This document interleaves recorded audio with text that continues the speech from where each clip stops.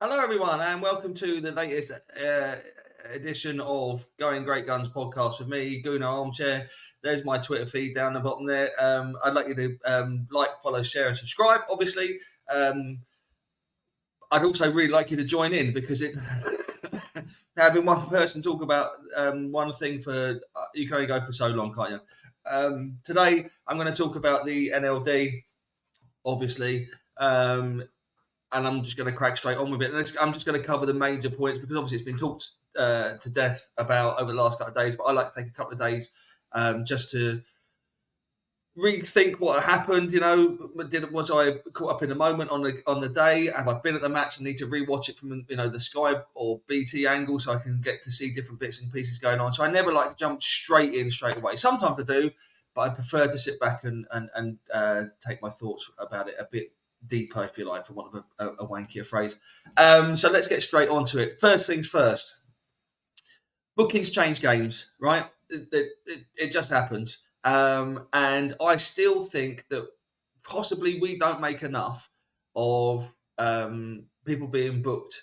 It's something we've never really done. I tell you who was really good at it was David Beckham. Used to be amazing. He would try and get people booked and then get them sent off again when there was a rule out that you had to be a certain distance away from the free kick before the free kick was taken. He would take a quick free kick, tap it against their ankles, and it would get them a booking. And then they were worried about challenging and stuff then. So when Udogie was booked for fouling Saka, we didn't press home that advantage. We should have hammered him more, and it makes it obvious. We know everyone knows then you're going to do it, but what happens is he's either then too scared to make a challenge, and so allows him to. He just keeps backing off, or he makes a challenge, possibly gets sent off. What happened was we eased off him. And like I say, I know that people then it becomes obviously going to go down that line. But if what will happen then is you'll double up, so the centre half will come over to help him out, so that Udogie doesn't make the challenge, and then that leaves a massive gap for someone like Odegaard to play into. Now, Martin Odegaard also got yellow carded in the game for waving the imaginary card, and that changed his game as well. So it was one of Martin's most ineffectual performances for us, which is unusual because normally in the big games he doesn't normally step up. I feel personally, I know that people don't.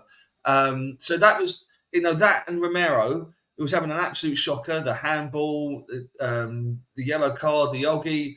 So when he's got booked as well, you have to hammer those players physically on the pitch. And I don't think we did enough of that to try and drive home our advantage. So that was the first thing. Secondly, I do genuinely think that if we were able to have picked the side that started against PSV in the Champions League, it would have been a different start, obviously, the outcome would have been slightly different because Trossard just gives you something else there that Nketiah doesn't. And let's get on to the Nketiah Jesus thing. So look, people will moan all day long. They'll go onto other video channels and other podcasts, and they'll say, Jesus isn't the man to lead us forward. He's not good enough. He's not good enough. And then they'll also say, well, why is Nketiah staying on, not Jesus? Now, look, start off, Nketiah shouldn't have been on the pitch, as far as I'm concerned. A, he shouldn't have started, but B, he should have been sent off for the lunge on their goalkeeper, Vicario. It was late. You could see he wasn't trying to go in to hurt the goalkeeper, but the ball had gone. It could have broken the geezer's leg. For me, it's a foul worthy of a red card. I know that most Gooners won't agree, but if that happened to Ray or Ramsdale, we would have been screaming for a red card. And the fact that it wasn't even looked at, do you know what I mean? That was shocking for me. But I personally, when Trossard and Martinelli were both ruled out, I would have either started with Reece Nelson or possibly Emil Smith-Rowe. I love Emil Smith-Rowe, North London derby. I think he came on against PSV. I think he should have been given his chance to see what he could do against Spurs. Fabio Vieira, look, he's getting better. It's one of those things where when you're out for a long time, you get better because people are going, if he's not, if that was Vieira instead of Havertz, it would be different. And he's come on and done a couple of good things, but I think that at the moment that's where Vieira is. He's an impact player. He's someone that you bring on. I do think that maybe when the team was rejigged, I possibly would have started with Havertz against Spurs just because he's a bit more physical, not massively more physical than Havertz, but than Vieira, but he is more physical. Havertz is keep getting mixed up. Sorry, Vieira is a lot more lightweight, even still, and Kai just gives you that extra height as well. Not that you're going to need that against Spurs so much nowadays in the box, defending corners and stuff. We've got that fairly well covered, but in our when we were getting corners and stuff, I think having the extra height of Havertz would have been a better option than possibly Vieira, who can be tricky and has shown good flashes. And Kai is probably a bit too much of a safe player at the moment, mainly because of where he is in terms of the club, and he's obviously very aware of how he's looked upon by a certain section of the fans. Most fans are like me, are willing to give him more time. I do think he will come good. I've said it before with Ant on at Gooner Gospel TV that Arteta sees stuff in players. He saw Ben White. Well, we all saw Ben White. It was only idiots like Gary Neville and Jamie Carragher were laughing at him against that Brentford game when he made his debut for us in the league. But he saw Ramsdale. He sees players and thinks they'll do for me. And it might just take a little bit of time for Havertz to really fit into the Arsenal way of things and get his head around how we do things. That being said, the main reason this game turned was losing Deckers. First and foremost, look, I have got a massive problem with Jorginho. I think he's a really good squad player to have, and you need squad players. Alex Ferguson used to have players in his teams that weren't superstars. They didn't do anything flash, but they allowed all the other players to go off and do what they needed to do. And so you do need those players sometimes. And I think Jorginho can do a job in there. But what you saw when they scored their second goal was a player. He got his feet all wrong. The ball got stuck under his feet. And now I tweeted straight away, for fuck's sake, Jorginho, because it should have just been an easy layoff. But the main problem, so if that's Deckers, right, the ball comes to him, he doesn't even think about it. He doesn't try to dribble or try to get it. He just lays it off first time to his left or right, and we just keep the possession and it keeps moving. But once Jorginho did lose the ball, he hasn't got the legs to come back. He hasn't got the legs to make it back to make the challenge up, and then we're struggling, and that's part of the problem as well. So if you've got Rice and Partey in there, that goal doesn't happen. So overall, look, we were disappointed to get the draw, and they were overjoyed to get a draw in a North London derby away from home. We would have been, if we'd have been behind twice at Shite Hart Lane, we would have been ecstatic to come away with a draw, maintaining our unbeaten status. For me, as far as I'm concerned, look, it's 2 points dropped, but we still haven't lost a game. So we're only 1 point worse off than we were last year, and we were flying at teams last year. So we're not in a bad position, and we are. I hate this, but we have got injuries and stuff as well. So we are not light, but we are struggling.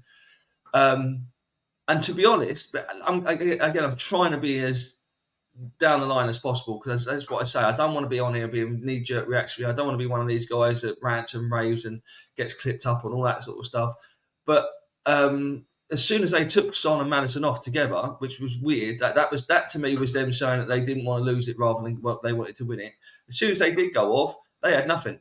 They offered absolutely nothing. Richarlison right at the end, perhaps, but as I said before the game, if Saliba and Gabriel can't keep Richarlison quiet or off the score sheet, then we do really need to have a little look at what's going on. Let's have a look at the goal kicker bin situation. The save in the first half. Brennan Johnson couldn't do much more with it, but still Raya getting back, the way he saved that was so impressive. But then he went from the sublime with that save to the panicky. First two games for us, he looked really solid and decent, and the ball was sticking to him. But for some reason in this game, it was just a little bit off. And I said before the game, again on the Gooner Gospel TV podcast, maybe he needed the passion. Maybe they needed the Aaron Ramsdale fiery nature. Maybe he didn't make the save from Brennan Johnson, but maybe we're 2-0 up by that point. And the whole thing with Jesus. Again, people get on his back saying we're never going to win anything with him in our team. He fashioned that chance that he had to make it 2-0. And what he was doing, he was trying to smash it into the back of the net, right? That's what he does. He's not about finesse. Gabriel Jesus has got lovely close quarters control. He's got amazing balance because he's small and stocky. But if you watch all of his goals, they're about, apart from maybe the Leicester one in the first game of the season last year, but mainly they're about smashing the ball in the back of the net. I ain't got a problem with him missing because it means he's getting into position. If he was doing nothing, then you worry. But he's getting into positions and he's getting he is fashioning chances on his own. That being said, I don't think we didn't press them enough. Everyone's moaning about the fact that they came to our house and had 56 possession or whatever it was. But look at where the possession was. It wasn't dangerous possession. It was all across their back four for most of it. I think Maddison showed that while he's good for Spurs in that position, he's just filling the role that Harry Kane used to do. And then they haven't got anyone to finish the ball off up front. Bizarre saying that we conceded 2, but one of the goals was from a defensive mix-up where Saka gets turned, and how the 3 defenders didn't block the shot. So credit to Sonny for getting it off. But I can't stand him. I can't stand the player, so I can't give him too much credit. I think his PR machine is immense because it's this whole, he's such a lovely guy. He's not. He's a nasty piece of work on the pitch. So there are always things to look for in the game especially when you reevaluate it. I thought we were decent enough. I thought we were compact enough. I don't think they ever really run through the lines as such. So we're obviously going to have purple patches in games. That does happen, but like I say, with a little bit more clinicalness, if that's a word, and with either Trossard or Martinelli in that starting lineup instead of Nketiah, we win the game. As simple as that. We win the game. We're 2-3-0 up before half time, and it's out and it's done. Little mention for Mr. Gary Neville on comms for Sky TV. He was bemoaning the fact that Saka was enjoying his penalty too much. He was over celebrating. He even said, I don't want to get told off by the celebration police, but he's showing too much passion. But then when Son scores the second goal, Gary Neville also said, we love to see it. It's passion. It's what this game's all about. Why are the rules different when it comes to Arsenal at home in the North London derby than it is for Spurs away in the North London derby? I don't get it. But there we go. That's where football is at the moment. You have to flip flop. You have to flip flop to be relevant. Jamie Carragher having a go at Aaron Ramsdale for clapping Raya's save. My boys on the sidelines, they cheer and applaud each other when we score goals on Saturday League. Why can't he applaud his teammate for making a good save? Even if he doesn't mean it, he's showing class. He's showing that we're all in this together, even if it is only for the cameras. But for Jamie Carragher, a man that spits at fans and has managed to keep his job, not only did he spit at a fan in a game against us at Highbury, I don't think it was a league. I think it was the FA Cup. He had a coin thrown at him, out of order, absolutely. Whoever threw it should have been banned for life from football because you can't be doing that. But Carragher picked it up and threw it randomly into the crowd. Could have hit anyone. He's a nasty, nasty piece of work. And really, after the spitting incident, shouldn't be involved in football at all, let alone be across all the platforms it is. And for him to have a go and then to provoke Aaron Ramsdale's dad on Twitter to have a go back about having class and to not respond to Aaron Ramsdale's dad shows you what a yellow-bellied arsehole of a man that man is. I'm sorry, I'm saying it. There it is. And that's what's got me more worked up than anything else. Look, it's a North London derby. It's drawn 2-2. We move on. We play Brentford in tomorrow. This is going out on Tuesday. So we play Brentford on Wednesday, the 27th of September in the EFL Cup. There'll be loads of changes. I imagine Emil Smith-Rowe will come in. I imagine Ramsdale will start. So it will be, you would hope that the defence would be rested. And it will be players like Vieira will probably start again. Havertz will probably start. Emil Smith-Rowe will come in.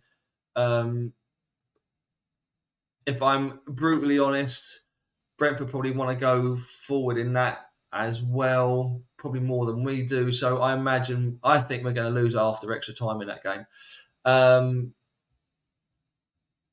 But there we are. My thoughts on North London Derby. It was a draw. It's a North London Derby form, um, and everything else goes out the window when it comes to this. It's not a normal game. I mean, to be fair, not flip flopping. I just accuse people of doing that. But Gary Neville did say it's become the best derby in the league now because the teams are always so well matched. You look at Man United and Man City; they're not close to each other anymore. Liverpool, Everton are miles apart from each other. Aston Villa never really get given decent derbies. So yeah, the North London derby is the best derby in the Premier League right now. Probably in English football for the top couple of tiers. And it was a draw. So we take that. We're unbeaten and we move on. Thanks for watching. Again, subscribe to my Twitter feed if you can. Down here, look at Gooner Armchair. Like and subscribe and share this on YouTube. Check out all my other videos. Check out my videos with Gooner Gospel TV. And just DM me if you want to join in with either podcast. Again, you don't have to be an Arsenal supporter. We'll talk about football all day long with anyone who wants to talk about it. So enjoy the rest of your week, and we'll see you after the Brentford game. Cheers, everyone.